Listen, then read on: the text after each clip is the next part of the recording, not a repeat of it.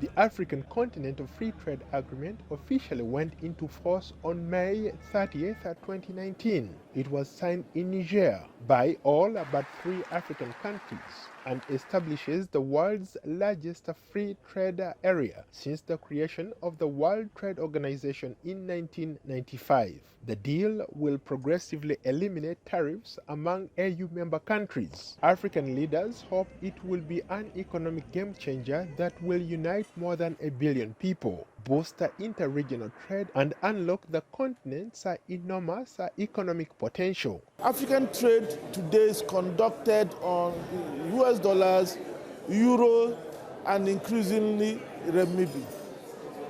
What this is doing is to reduce the use of third currencies in the bilateral trade settlement in Africa, because we estimate that costs Africa between $5 to $7 billion. And beyond that, it also reduces the trade. But the new free trade zone faces a number of challenges. African Development Bank President says that if African nations want to set up trade and economic development on the continent, they must remove non-tariff barriers. The challenge cannot be solved unless all the barriers come down. Free mobility of labor, free mobility of capital, and free mobility of people. The bank chief also encouraged African countries to increase trade with one another. So Africa has to industrialize. Industrialization is critical. It's not just about moving raw materials, it's value-added products. Tariffs are a major source of revenue for African countries. Nigeria, the continent's largest economy, signed the pact. Abuja had been reluctant because it worries that protectionism could hamper the free trade deal. But the Manufacturers Association of Nigeria says any attempt by the country to slow pedal the implementation of the pact could hamper the free trade zone's effectiveness. Harmonization of the custom arrangements, particularly not just the custom tariffs, but also non-tariff barriers and technical barriers. I think these are something that have to be negotiated among the participants in the agreement that will try to eliminate the possibility of increased dumping and increased smuggling.